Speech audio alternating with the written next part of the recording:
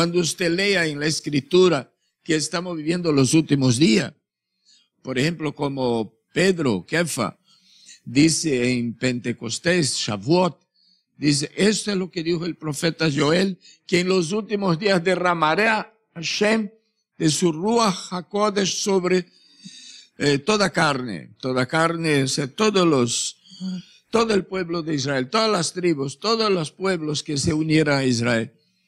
Entonces él llamó aquello de últimos días, porque últimos días no es los últimos momentos no, los últimos días son de Yeshua hasta que él vuelva a aparecer, de lo que él se fue hasta el que vuelva a dejarse ver. Este tramo calendario se llama en la Escritura los últimos días.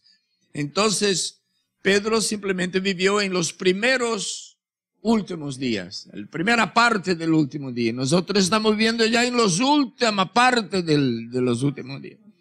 Entonces, esas ideas para quitar la libertad, esto viene de muy lejos. Imagínense, nosotros no hablamos solo con palabras. Nosotros hablamos hay una expresión para explicar esto. No, hablamos con señal, con cara, ¿no es así? Expresión corporal. Usted ve una persona con una cara, ¿usted qué deduce? Me está diciendo que algo pasa, algo no está bien con ¿no? Entonces, porque está comunicando algo. Y cuando usted ve a una persona muy alegre, también te está comunicando algo le va bien, ¿no? Alguien me dijo así, me dijo, el rabino ayer de noche estaba muy, se lo veía muy encendido, alegre, muy chistoso, algo así. Entonces, pero nadie dijo que estaba chistoso, que estaba alegre. Pero es la forma de comunicar. Pero cuando nos metieron un tapacara, ya nosotros no podemos. Está hablando con una persona, usted no sabe ni si él está feliz o está molesto. Porque ya le quitaron esa comunicación. Y más si encima sumamos que hay que guardar 2 metros de distancia social, ahí ya. Y vea la Escritura, dice, sin cuán bueno y cuán delicioso es que los hermanos estén juntos. No 2 metros de distancia. Juntos y en armonía. Pero nos ya pusieron a 2 metros de distancia.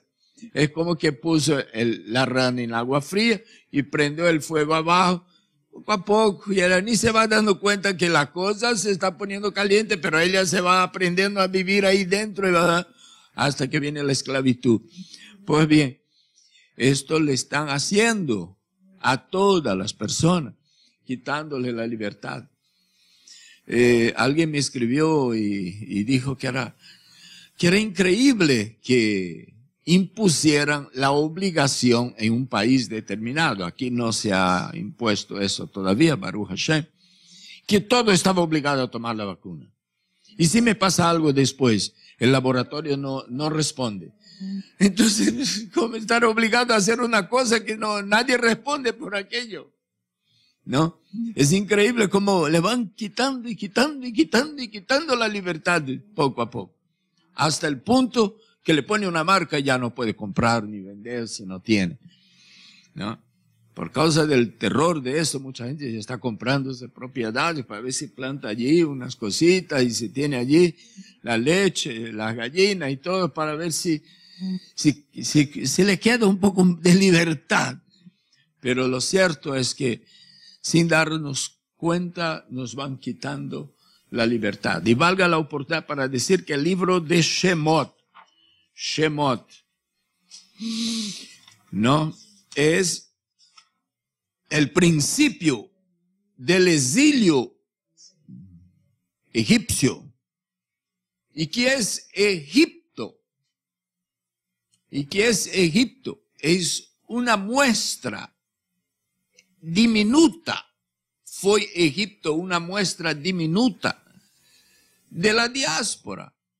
Cuando Jacob va con 70, se van pocos exilados a Egipto.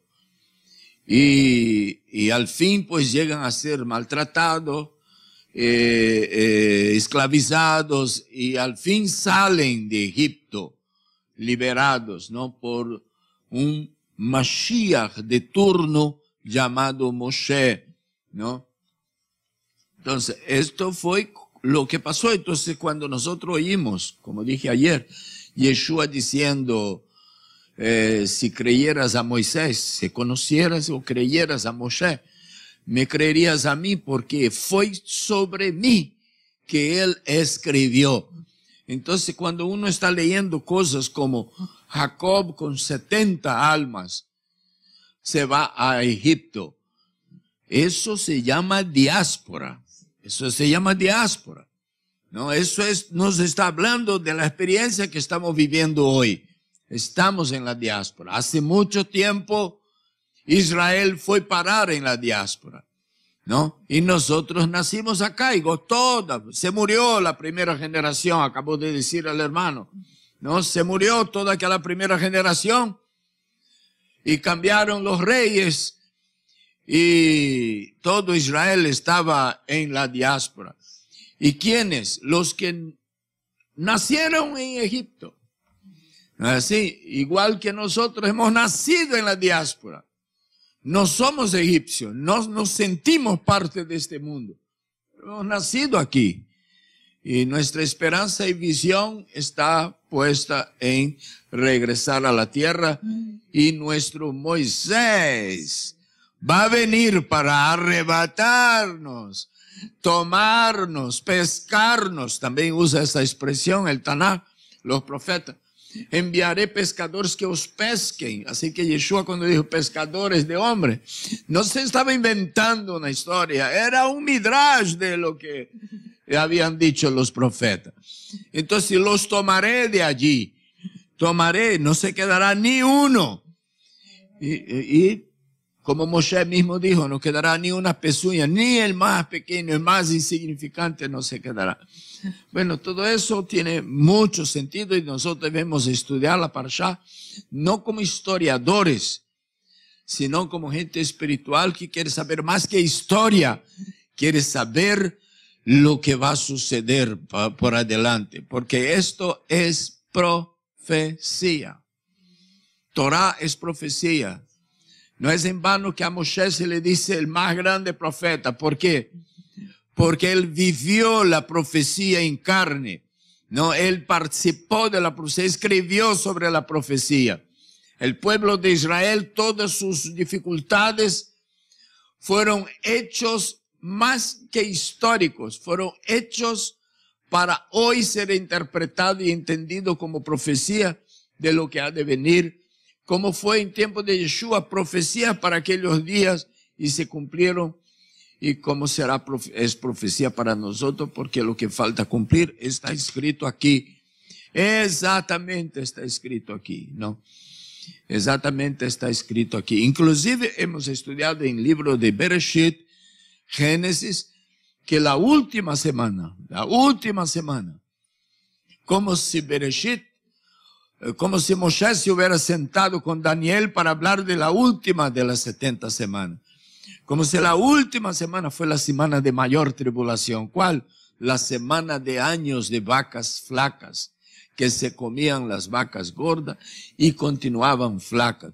No podemos olvidar estas cosas. Todo eso es profético. Todo eso está para acontecer. Y es para fortalecer nuestras convicciones, nuestra esperanza, nuestras convicciones mesiánicas. Todo esto. Bueno.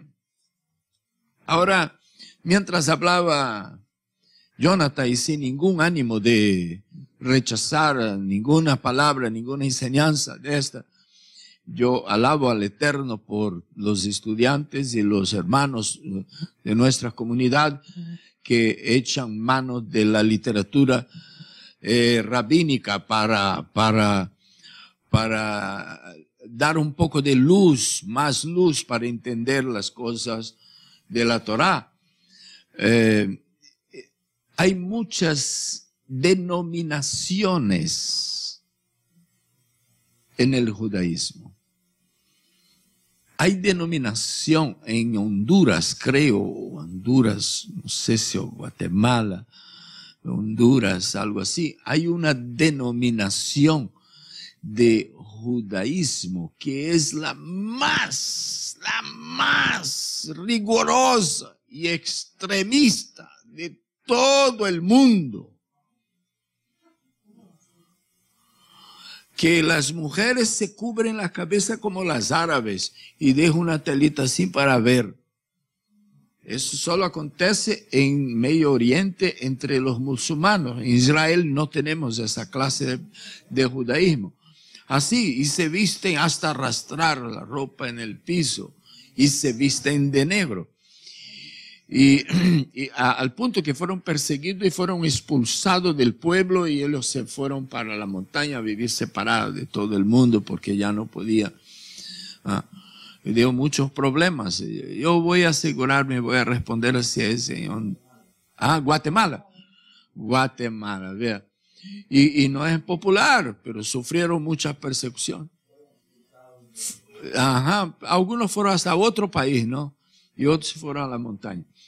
Pero hay estos extremos del judaísmo.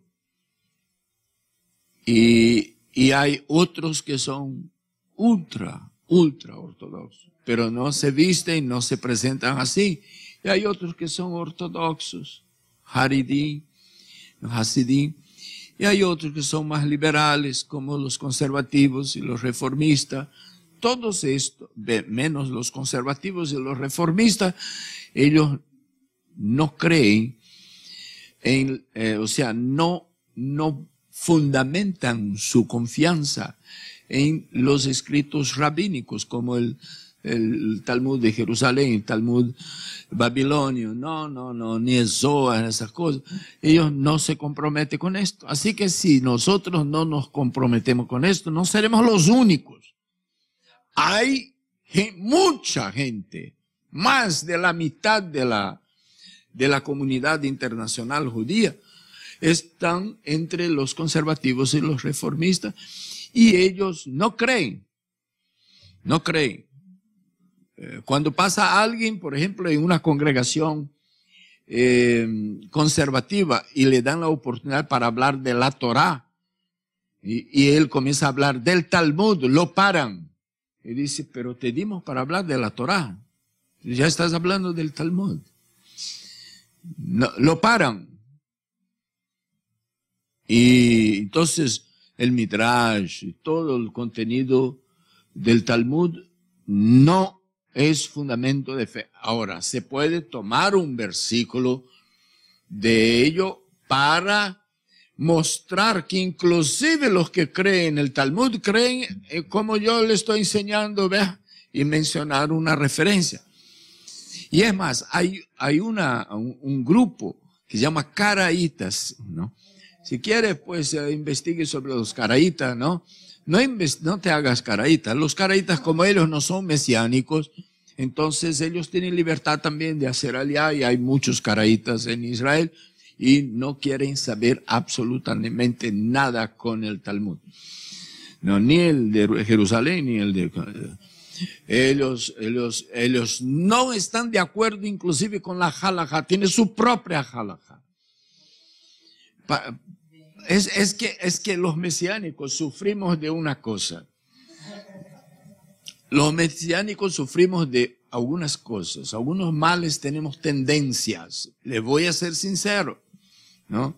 Tenemos tendencias. Por ejemplo, queremos que todo el mundo nos reconozca como judíos. ¿Por qué ese capricho? ¿No es suficiente que Hashem nos reconozca? ¿Es tan importante para ti que el rabino del Chabad allá en la esquina pues te reconozca? Pues no te va a reconocer, aunque pongas un sombrero como comprado en la librería de ellos y use el mismo tzitzit, el mismo talit. Cuando él llega, sigues creyendo en Yeshua, sí, entonces tú eres cristiano. Es lo que van a decir, tú no eres judío. Así de sencillo. Ay, pero yo quiero que alguien me diga judío. Pues aquí está tu rabino, él cree que tú eres judío. ¿Para qué más?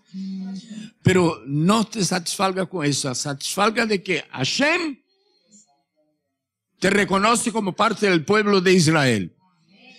Porque dicho sea de paso que dentro de la comunidad no mesiánica hay muchos rabinos que cuestionan a otros rabinos y dice, tal rabino, él no es judío, pero nacido de madre y padre judíos, él no es judío. Eso acontece dentro de la otra comunidad. Los judíos somos muy así, ¿no? Y dicen, él no es judío. Y es más, algunos en Israel se atreven a decir que la mitad de la población no es judía. Y es más, les voy a decir, en tiempo del Trump, del Trump que tuvimos en Israel, se llamaba Ariel Sharon. Era un tipo así hecho Trump, Donald Trump, ¿no? Es valentísimo, así, sabía cómo hablar, ¿no? Un soldado israelí del ejército de Israel murió en una batalla. En la hora de sepultarlo, los rabinos dijeron, ese no es judío, así que sepúltelo con los cristianos. Y lo sepultaron con los cristianos. Y alguien pues llegó para Ariel Sharon y le dijo así, ¿sabe qué hicieron con el soldado que murió la semana pasada? Impidieron de que lo sepulte en un cementerio judío. Sí. Entonces, ¿dónde lo sepultaron? En un cementerio cristiano que había por ahí. Pues vaya allá y saque ese cuerpo y ponga en el cementerio judío. Así era el tipo del Trump, ¿no? Porque aún un soldado que dio la vida por la nación fue discriminado. Entonces, usted y yo vamos a pelear por no ser discriminados, ¿sabe? Usted no quiere ser discriminado, pues entonces, no sé más qué hacer, ¿no? Ahora, eso es para que tengan una idea de que, primero, tenemos la tendencia de querer ser reconocido por todo el mundo, con tal ser reconocido por Hashem. Y en su misericordia, Hashem abra una brechita para que por esta brecha tú puedas ir a Israel.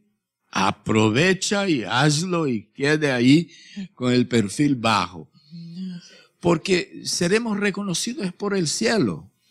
Fue Hashem que dijo a Ezequiel, ve, estos huesos son la casa de Israel. Ni siquiera dijo que son la casa de Judá. Entendamos esto por amor de Hashem.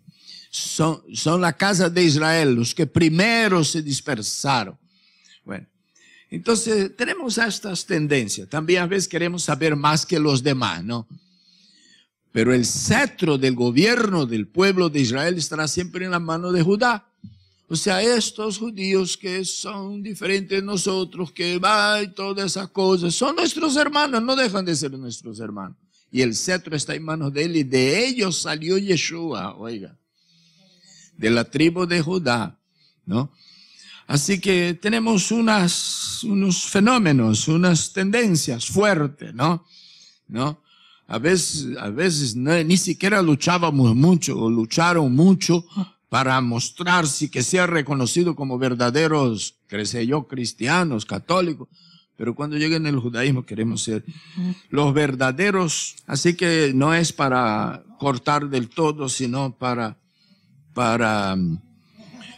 saber ubicar. Si no, de repente alguien va a decir, yo creo así, la Biblia dice así, pero ¿qué dice el Talmud? A ver si yo puedo creer en esto. No.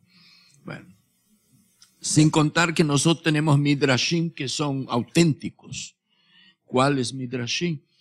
Los midrashim del Mashiach. Los midrashim de Rav Shaul. Los midrashim de los discípulos talmidim de Yeshua. Todo lo que es Nuevo Testamento, hermano, olvídese, no es Nuevo Testamento. No hay tal Nuevo Testamento. Inclusive nosotros le honramos mucho esa porción con el nombre de Brita Hadashah. No es tampoco exactamente Brita Hadashah, vaya por mí. Son midrashim. Cuando Yeshua comienza a hablar, él está hablando de la Torah. Y está escrito aquí, pero como usaban lentes greco-romanos. Lo único que podía entender era lo que la Iglesia Católica proclamó. Pero saca estos lentes y pone lente judío. Y dice, ahora entiendo. Entonces comienza a estudiar esos midrashim también, ¿no? Y después que pueda entender todos esos midrashim que no pude entender con los lentes anteriores, entonces échele un vistazo en los otros Midrashim también. Yo también los tengo y los miro. Baruch Hashem. Bueno, antes de hablarles ampliamente de los temas que quiero hablar, quiero que sepa lo siguiente. Vea que fueron 70 almas a Egipto. Estudiamos semana pasada también, en el último de Bereshit, la última parashá de Bereshit, 70. Y ellos no tuvieron más que 200 años de esclavitud, no fueron más que 200 años de esclavo. Aflicción, dificultades, fueron 400 años, pero 200 años fueron de dificultad. Y 70 almas, como dice aquí el hermano, las mujeres egipcias, y está escrito en esta parashá, ellas eran muy especiales. Y hasta hoy, no hace más de un año, una mujer en Israel tuvo 6 hijos. Así que esto que él dijo no está fuera de la realidad, ¿no? Y sabemos que han habido casos de mujeres en el mundo que han tenido hasta más de 6 hijos, ¿no? Mujeres que tienen 2, 3 hijos es algo muy común. Y quien casa con una chica cuya madre o abuela tuvo 2 o 3 hijos de un solo parto, sabe que la probabilidad de que esa muchacha vaya a tener también es muy grande. Y si el esposo también viene de una familia así, aumenta las probabilidades. Pero en Israel, allá en Egipto, él creció de 70 almas a 3 millones de personas. ¡Wow! Es un crecimiento demasiado. O sea que el faraón no estaba loco, ni era un tipo, un idiota. No, él le estaba preocupando realmente el crecimiento del pueblo y tenía razones para preocuparse. Aunque Israel no estaba preocupado en quedarse allí toda la vida, en traicionarlos, nada, eso de trae. Eso no era cosa de Israel, no. Se ríe. No era asunto de Israel. Israel lo que quería era volver a la tierra que Hashem le había prometido a Abraham, Isaac y Jacob, ¿no? Así que no pasó por la mente de Israel ese asunto de trae, de no sé qué, ¿no? Pero Faraón sí tenía razón de preocuparse, porque él no sabía cómo era la cosa. Bueno, y el pueblo de Israel, cuanto más oprimido, más crecía. Y de hecho, nosotros hemos crecido fue en la diáspora. ¿No es así? En la diáspora hemos crecido, en medio de pogrones, en medio de holocausto, en medio de inquisiciones, el pueblo de Israel creció. Ahora sí, somos un pueblo como la arena del mar, como las estrellas del cielo, como Hashem habló a Abraham, Isaac y Jacob que iba a ser de nosotros. Somos un pueblo así. 70 almas. Y murió todos aquellos 70 después de se multiplicar y vino un nuevo rey sobre Egipto. Hay quienes dicen que él se hizo, como fue dicho aquí, el que no sabía la historia.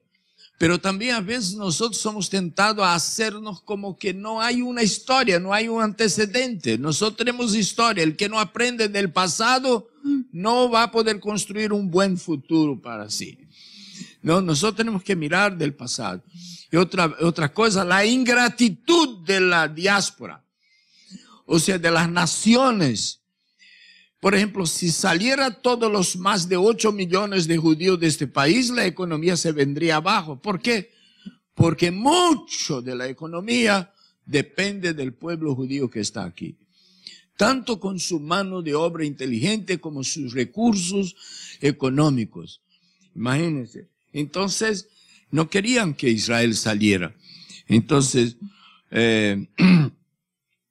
Esto es historia, eso está aconteciendo, ¿no?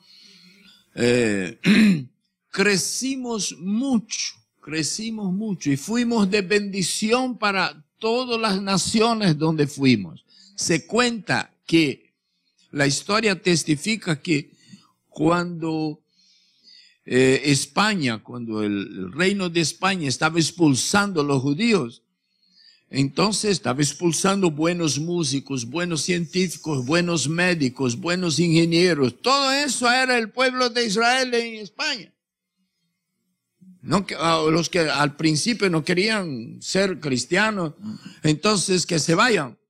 Dice que un país ahí, deja ver si me acuerdo, Turquía mandó decir, mande a esa gente toda para acá, mande para acá, mande para acá. Por eso tenemos muchos judíos en Turquía. La comunidad judía todavía está presente en Turquía. ¿Por qué? Y Turquía se levantó. No había nada en Turquía, pero cuando llegaron los ingenieros, los médicos, los sabios, los escritores, los músicos, todo eso enriquecieron el país. Y ellos comenzaron allá. Entonces, Egipto perdió. Egipto hasta hoy, y eso está escrito en la profecía, que iba a suceder con Egipto. Es una nación, perdóneme que use el término, pero quiero que entienda, una nación mediocre. Una nación pobre, y no estoy diciendo eso porque leí, estoy diciendo porque lo vi, estuve ahí andando en medio de ellos, ¿no? Por lo menos unos 2 días. Y vi que es una nación pobre, y más, y si lo que pase con Egipto no afecta al mundo, afecta solo a Egipto mismo, pero lo que pase con Estados Unidos afectará al mundo entero. ¿Por qué? ¿Qué nación tiene 8 millones de judíos? ¿No? Entonces vean lo que pesa, ¿no? Y hasta hoy Turquía aún es un país más evolucionado que Egipto porque albergó a los judíos que salieron de la península ibérica. Bueno, 70 almas y un rey que no reconoció. La falta de gratitud, la ingratitud es una conducta despreciable en el lenguaje bíblico, dice. Hodul Adonai Kitov Kileolam Vaed. Eso está escrito un montón de veces en la escritura, ¿no? ¿Por qué? Y cantamos en nuestra liturgia. Porque hay que darle gracia, hay que ser agradecido. Hasta hay una mitzvah en la escritura que dice, sed agradecido. Vea, sed es imperativo. No me da la opción de procuren en la medida del posible ser agradecido. No, dice sed. O sea, ya no tengo opción. Si quiere vivir bien, si quiere ser bendecido, no hay otra forma que ser agradecido. Si alguien te da una cosa, dígaselo, gracias, recuérdelo, ¿no? El rey nuevo se olvidó, ya sea propósitamente o descuidadamente. Se olvidó de lo que 14 años trabajó un judío, un israelí a favor de Egipto y lo salvó y lo enriqueció. Egipto nunca fue tan rico como en tiempos de Joseph. ¿Por qué? ¿Y por qué usted dice eso, hermano? ¿Dónde? ¿En qué excavación? No, en la única excavación es la Torah misma. Excavando la Torah. ¿Por qué? Porque en los 7 años últimos, Joseph bendijo a Egipto y al faraón, de tal manera que cuando ya nadie tenía nada que comer, comenzó a comprar sus rebaños, sus cabras, su ganado y todo lo que tenía, y sus casas. Y por último dice, se compraron sus almas también. Todos ahora no eran solo ciudadanos, eran pertenencia, activos de Faraón. Imagínense. Entonces no tengo más nada que vender, véndate a ti mismo. Ok, me vendo al faraón, ahora pertenezco al faraón. Entonces toma grano. Entonces cuando terminó los 7 años y comenzó las cosas a normalizar, que ya las cosechas no eran como los primeros 7 años, pero tampoco eran como los últimos 7. era algo normal, como en todo lugar. Entonces el faraón estaba multimillonario. Se muere ese faraón, viene otro que se rehúsa a reconocer los beneficios que le dieron los israelíes. ¿No? Qué tristeza, qué tremendo. Por eso que Hashem le dice a Moshe allá en la zarza, yo los voy a sacar, yo los redimiré. Algunos piensan que el redentor fue Moisés. Moisés fue el legislador, Moisés fue el enseñador, el maestro, el rabino, digamos así. Moisés fue el autor de la Torá, Moisés, el que escribió la Torá, Moisés fue el profeta más grande de todo. Pero el redentor de Israel fue Hashem. El que nos redime es Hashem. Ahora él utiliza sus instrumentos y él utilizó a Moshe y utilizó a Yeshua. Yeshua llegó al punto de decir, sin menosprecio ninguno y con todo cariño que tenemos a nuestro Mashiach y respeto y veneración, pero él dijo, si es posible, pasa de mí esa copa. No, tiene que haber un instrumento, vaya tú, vaya. Y eso todo está de acuerdo, ¿no? Está de acuerdo nuestra parashat. Bueno, les hablé de las parteras. Ahora les invito al capítulo 2. ¿Cómo se empezara por el capítulo 2? Bueno, en el capítulo 2 dice, Ve'ele Hashemot, la parashá empieza Ve'ele Hashemot, pero llega en el capítulo 2, comienza a hablarnos sin nombres. Estos son los nombres, pero para que entendamos que es profecía, que se trata de profecía y no de historia, para que no nos fijemos en la historia, sino que busquemos poner nombres en los personajes, nombres proféticos, nombres que calzan en esos personajes hoy día para nosotros que estamos viviendo 3.500 años atrás, más adelante, digamos. Entonces, ahí dice, un hombre de la casa de Levi. ¿Cómo se llama ese hombre? No dice el nombre. Más adelante va a decir. Y dice, tomó de vuelta como esposa a una mujer de Levi, de la que antes se había separado. Y yo quiero entender, porque esta es una versión de la Biblia, de la Torá, una versión llamada Onkelos, ¿no? Un targum, una traducción, ¿no? Y él traduce el pensamiento, lo que quiere decir, aunque a veces en hebreo no está escrito exactamente como lo que él dice, pero él pone entre corchetes la idea de cómo debe ser entendido esto, ¿no? Porque cuando Faraón decide esclavizar al pueblo y después decide matar a todos los niños, degollar a los niños y tirar al río Nilo, donde había muchos cocodrilos y hasta hoy los hay, los vi allá cuando estuve en un bote en un río Nilo y usted veía cocodrilos por las orillas, allá hay muchas cosas como cocodrilo, como por aquí en nuestra región, hay cantidad de cocodrilos por ahí, por el oeste. Entonces, los maridos decidieron apartarse de sus esposas para no tener la desgracia de ver que nazcan varones y son degollados y tirados al río. Entonces se los separaron. Pero hubo un hombre de la casa de Levi que decidió volver a cohabitar con su esposa, ¿no? Una decisión guiada por Hashem, porque de ahí iba a surgir el instrumento, el Mashiach de entonces, ¿no? De la cual se había apartado. La mujer quedó encinta y dio a luz un hijo. Vean, no dice el nombre de él. ¿Por qué? Porque la mujer que queda encinta y da a luz a un hijo es el pueblo de Israel, de donde surge un hijo, ¿no? Ella vio que él era bueno. Imagínense, ayer estaba compartiendo con ustedes algo sobre esto.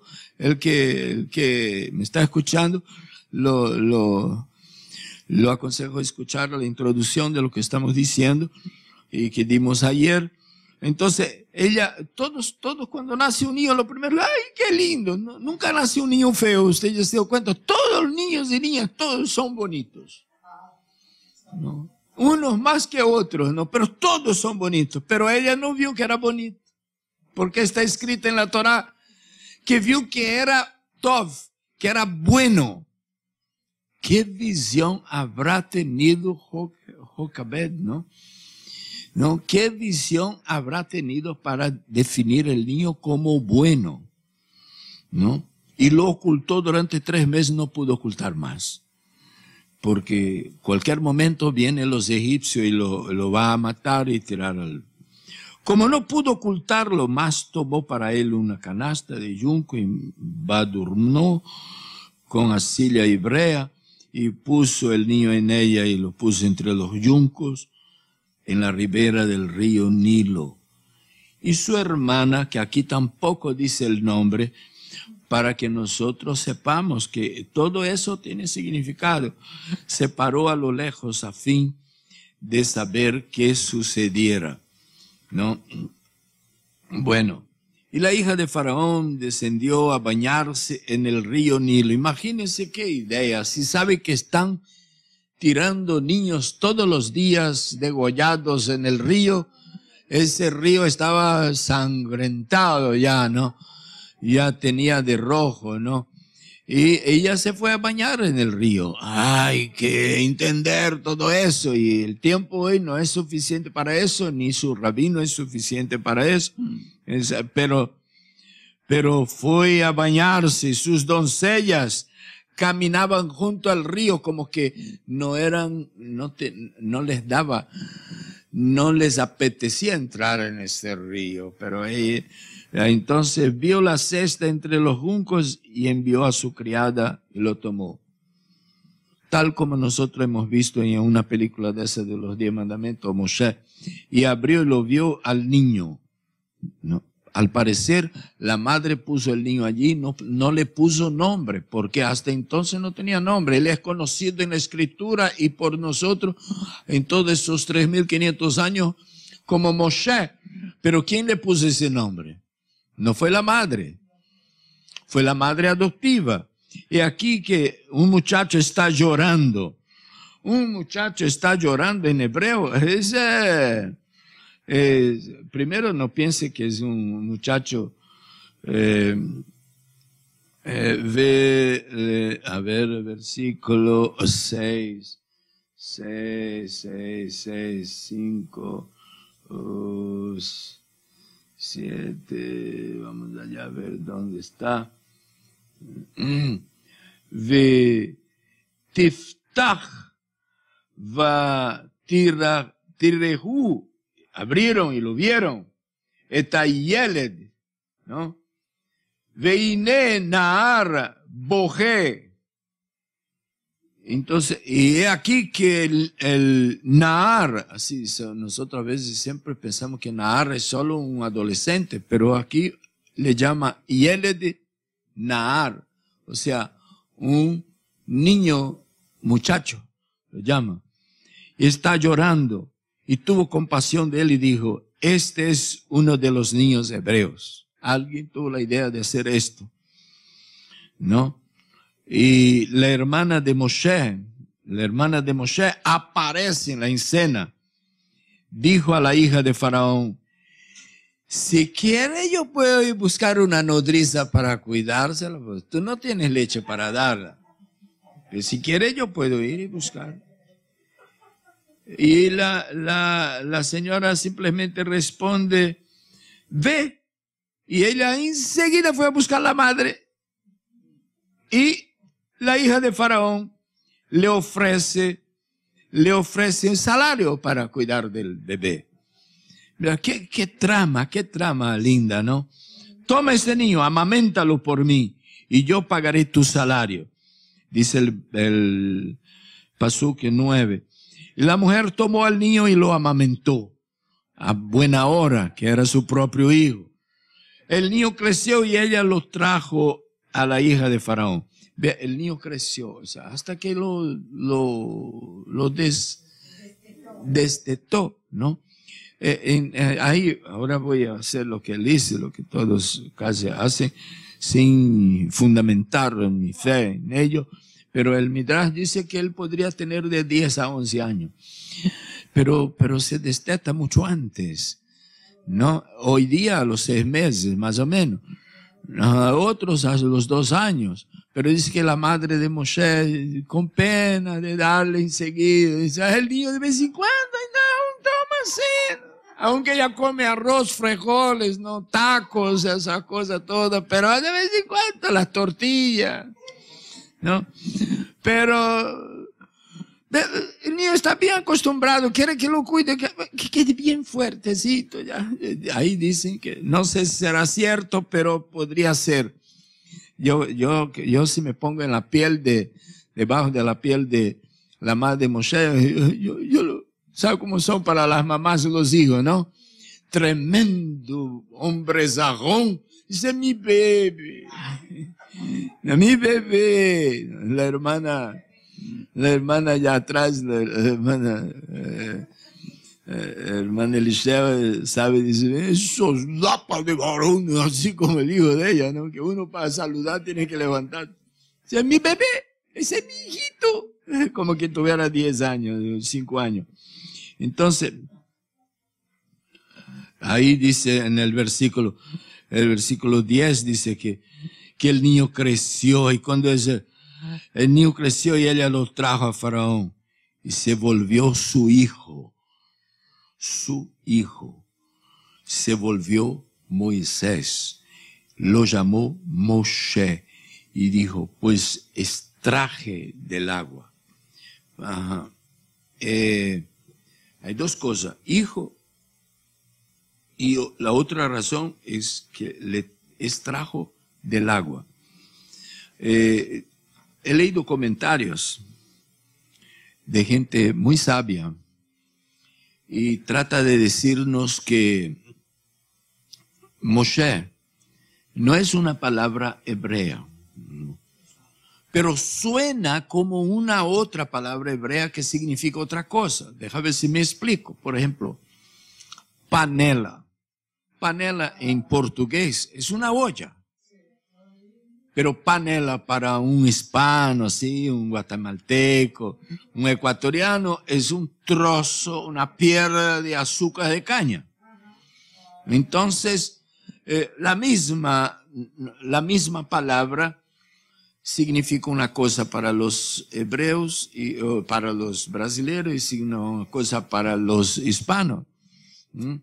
La única diferencia de este ejemplo que estoy dando es que el sonido de la palabra egipcia Moshe no se escribe en hebreo, igual se escribe, ¿no? Pero significa otra cosa. Lo que significa para los egipcios hijo, en hebreo suena como sacado del agua. Entonces así la mujer buscó una palabra para darle al hijo que tuviera sentido para los hebreos y que ocultara de la mente de los egipcios el verdadero significado cuando dice hijo. Entonces ella le puso ese nombre. Ahora, ¿será cierto? No será cierto, pero fue lo que leí. Ahora, el nombre que se le puso a Moshe,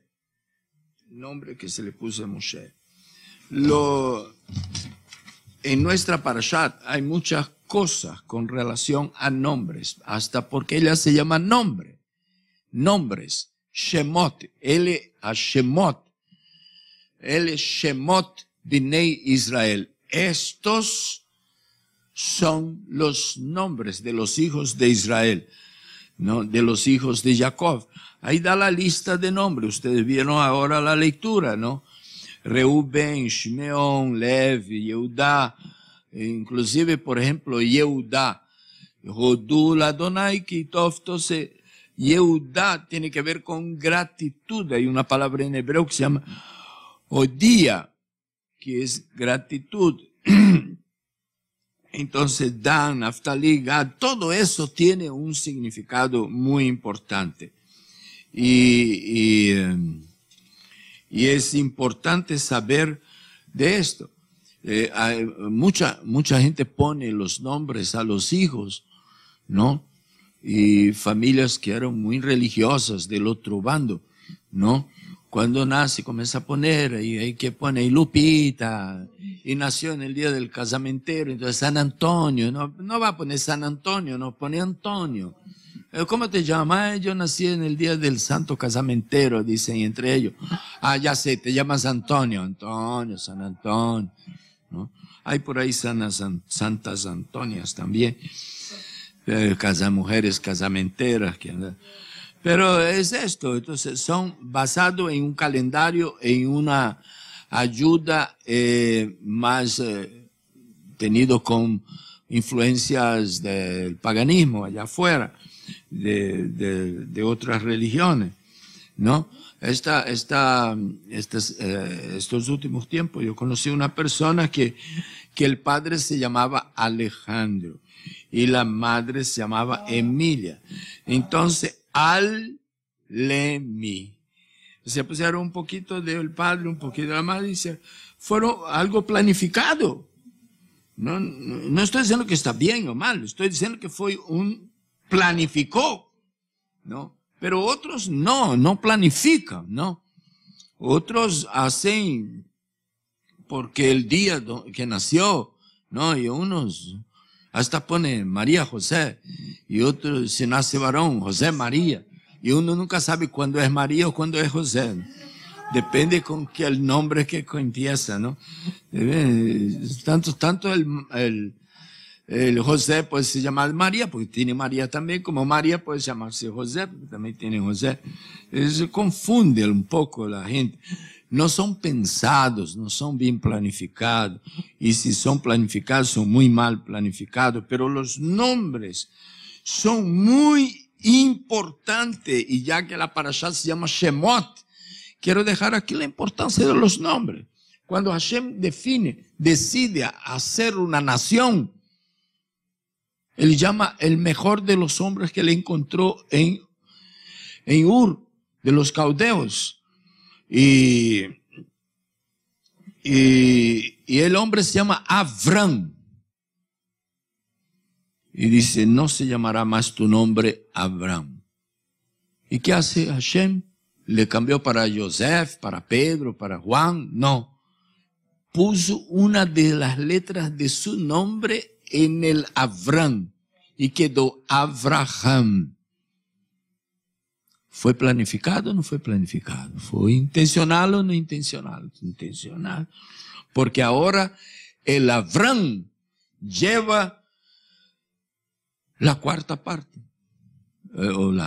Una de las letras, Yud, Hei, Vav, Hei, ¿no? Lleva una de las letras del nombre del Eterno. Cuando el mundo fue hecho, las palabras en hebreo, eso sí tiene que estar muy, yo quiero hasta leer unas anotaciones que es aquí. Hay un libro que se llama Yetzirah, Sefer Yetzirah, muy interesante, un libro paralelo a las escrituras, aunque no es parte del canon. Y el tema principal de ese libro establece que Elohim crió el mundo con 32 senderos de sabiduría. Y 10 de ellos, y de los 32, de las 32 veces que el nombre Elohim es pronunciado solo en el primer capítulo del libro de Génesis. Y de ahí salen las 10 sefirot, o sea, y La diferencia son 22 letras que son las letras básicas del alfabeto hebreo. O sea, Hashem usó el hebreo con las letras que usó para crear todo lo que creó.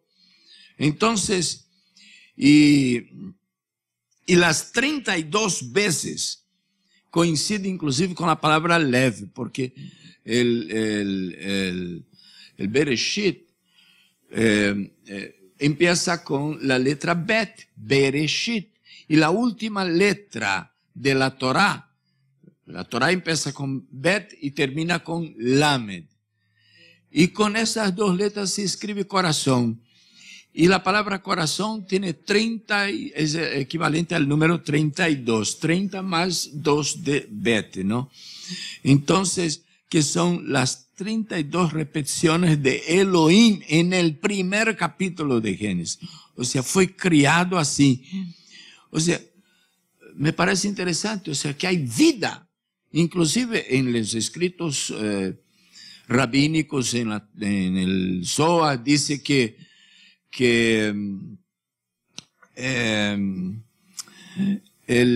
hablando de los o voy a dejar eso para decir más adelante, pero trata de insinuarnos que los ángeles solo hablan en hebreo. Los ángeles solo hablan en hebreo.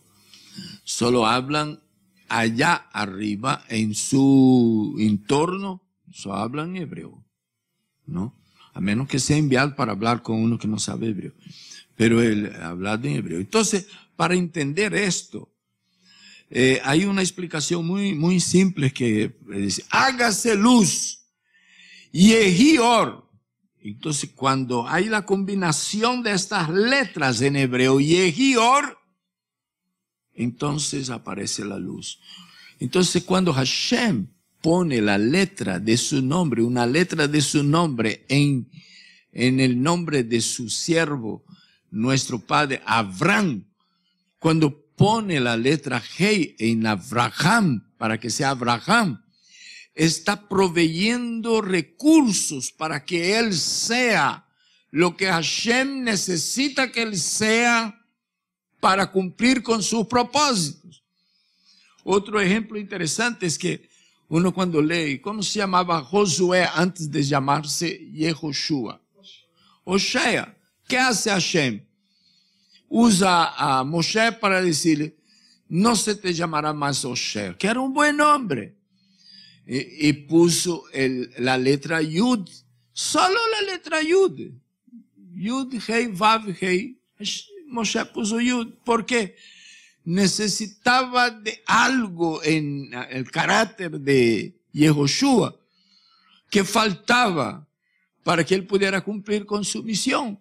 Entonces, ¿por qué Yehoshua? Porque Yehoshua logró ser el intrépido, capaz de guiar el pueblo 7 vueltas sobre, cada día una vuelta, en el último día 7 vueltas, y el muro vino abajo, porque él ya no era solo Oshea, ahora él tenía una letra más. Hizo que él ya tenía la Hei, ¿no? No, hizo que él ya tenía Hei. Entonces, ahora él quedó doblemente, con doble letras del nombre del Eterno. Ajá. Entonces, ahora él ya tenía la Hei y la Yod. Entonces, cuando le pone, el padre de Noach le pone nombre a Noach, pone con una intención, lo hace bien intencionalmente, ¿no?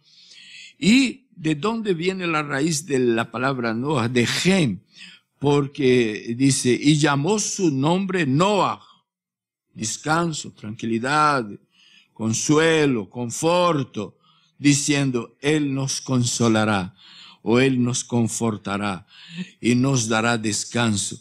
Ye Neje Menú, o sea, seremos descansados, no serán descansados. ¿Por qué? Porque ya el padre de Noah vio cómo vivía el mundo, ¿no? Y vio a qué dirección estaba tomando. Entonces él puso Noah para que él fuera creciendo y se desarrollara un carácter capaz de servir como sirvió como Noah. Eso sin contar que Noah, creo que ya escuchamos esto aquí alguna vez, empezó con Nu, Vejet.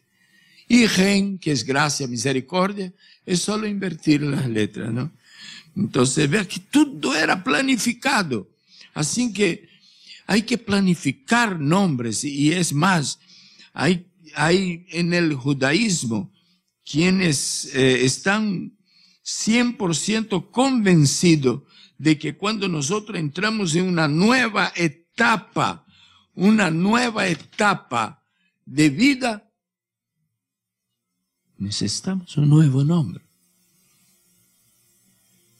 Todos los 40 años, Moshe le llamó Hoshea al muchacho que andaba a su lado.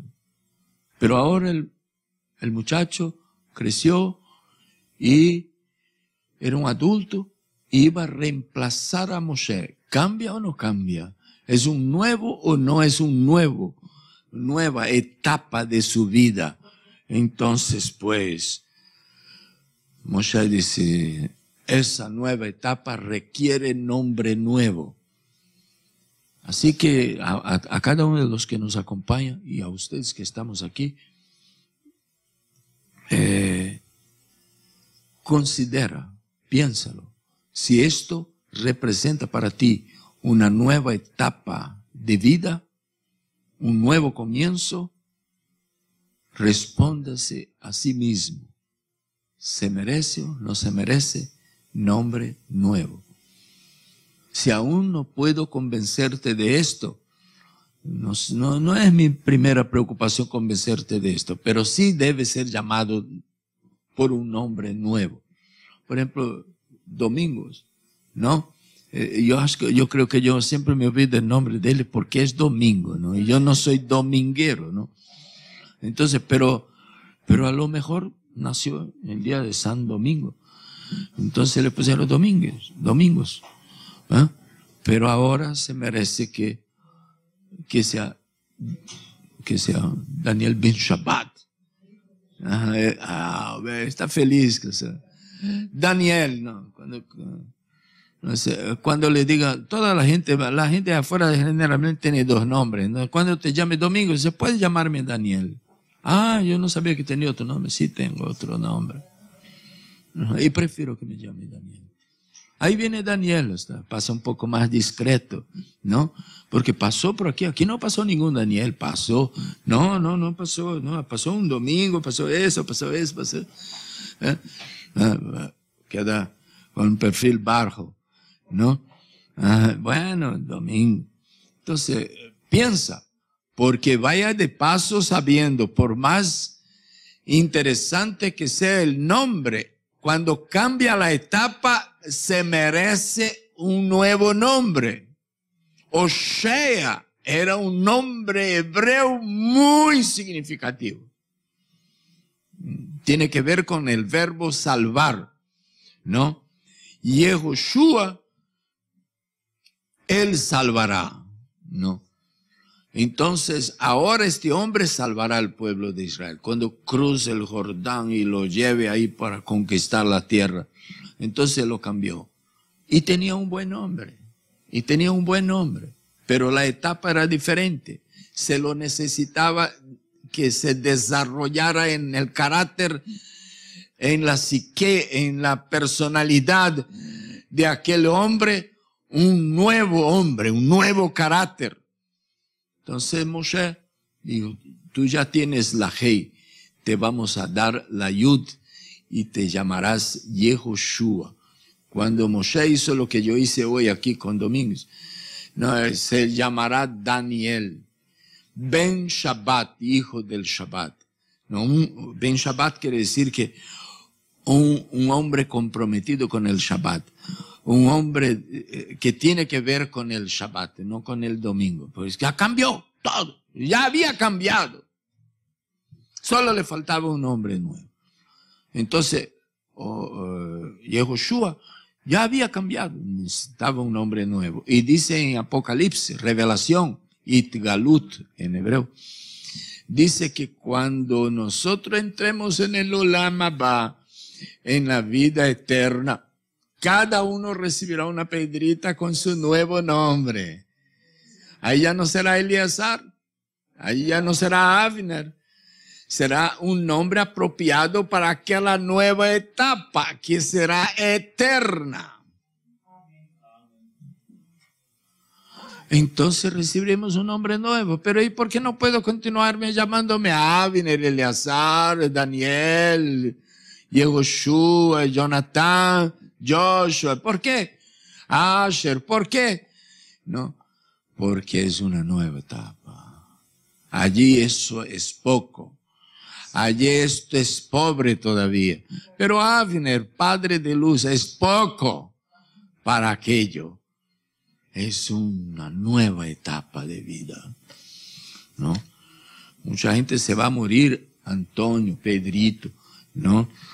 Porque no va a entrar allá. Pero otros van a recibir nombre nuevo, ¿no? Que seamos parte de esto. Ahora, ya estoy en la recta final. Moshe, quien rescata el pueblo de Israel de Egipto como instrumento, es una tarea claramente relacionada con la etimología de su nombre, que quiere decir sacado del agua. Y es él que saca el pueblo de Egipto. Vea cómo el nombre siguió trabajando en el carácter. Cuando es llamado para sacar el pueblo de Israel, dice, pues eso es mi nombre, el que es sacado, ¿no? Ahora,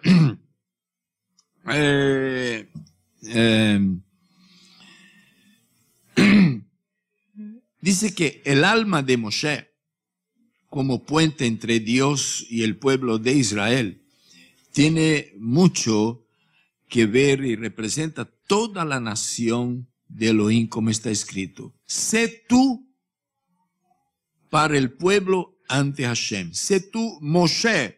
Sé tú, dijo Hashem, va a decir más adelante en el capítulo 18, para el pueblo ante Hashem. El pueblo mismo que dice a Moshe, no hable Dios con nosotros. Sé tú, Moshe, para el pueblo ante Hashem. De modo que leemos al principio de la historia que el rey ordenó a matar a cada hijo arrojándolos en el río. Según la creencia histórica, leemos que la hija de Faraón descendió a bañarse en el río. Y podemos entender cómo fue, ¿no? Y la interpretación del Midrash es que ella estaba bañando en la sangre de los justos de Israel. Nada sucede por casualidad, por lo que este es un vistazo del exilio y de la redención. De esto el profeta escribe, pero, Lamentaciones capítulo 4, versículo 3, pero a causa de los pecados de sus profetas y de las iniquidades de sus sacerdotes, quienes derramaron en medio de ella la sangre de los justos, ahí en el versículo 21 del capítulo 4, dice, regocíjate y alegra, hija de Edom. Hija de Edom, ¿quién es? ¿No? Los descendientes de Esav, los descendientes de Edom, y los Roma, descendientes de Edom, cristianismo. La que habitas en la tierra de Uz, también a ti llegará la copa, y te embriagarás y te desnudarás. Versículo siguiente, se ha completado el castigo de tu iniquidad, hija de Sión. ¿De quién se está hablando? De Jacob, Israel, de Sión. No volverá ella a desterrarte, mas castigará la iniquidad de la hija de Edom. ¿De quién? De Roma. Pondrá al descubierto sus pecados. Vea cómo todo está calzado, ¿no?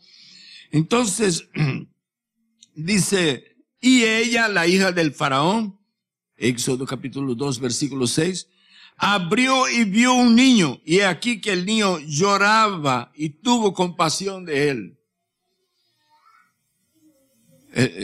¿Por qué se tuvo compasión de Israel después de tanto tiempo de esclavitud y de opresión en Egipto y Mitzray? Porque el niño comenzó a clamar y a llorar y a gritar y a llorar y a gritar y a llorar ahí dentro de ese canasto, en el Nilo. Pues bien, cuando usted lee las profecías, usted va a encontrar que el Mesías tenía que venir, según la interpretación rabínica, primero como Mesías ben Yosef, humilde. Y después entonces como Mesías ben David, entonces un rey triunfante. Y los rabinos parece que no estaban muy seguros de que el mismo Mesías iba a venir para realizar una cosa humildemente y realizar otra cosa como rey triunfante. Ellos pensaban que vendría un Mesías para hacer una cosa y después vendría otro Mesías para hacer otra. Y es más, interpretaron que si Israel no se merece que venga el Mesías, él vendrá como un Mesías pobre sentado en un pollino. Pero si se hace merecer, vendrá como un rey triunfante. Pero nuestra interpretación es de que el Mesías, el mismo Mesías que viene a hacer algo como un pobre Mesías sentado en un pollino, y lo hizo, ese mismo Mesías va a aparecer después como rey triunfante, el mismo Mesías, ¿no? Para realizar otro trabajo. Y los profetas están de acuerdo en que cuando él venga por segunda vez, bueno, aunque el profeta no hable segunda vez, cuando aparezca el Mesías, y nosotros entendemos que será como rey triunfante, Israel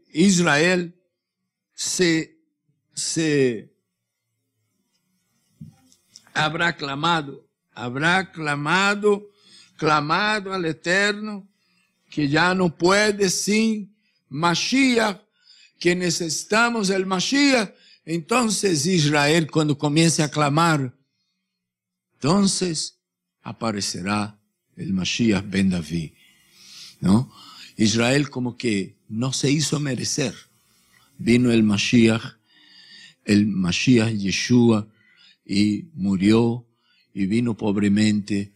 Pero el mismo Mashiach, aunque ellos no entendieron exactamente así, vendrá después como rey triunfante. ¿Y cómo podrá venir como rey triunfante? Porque el pueblo de Israel volvió en Teshuvá.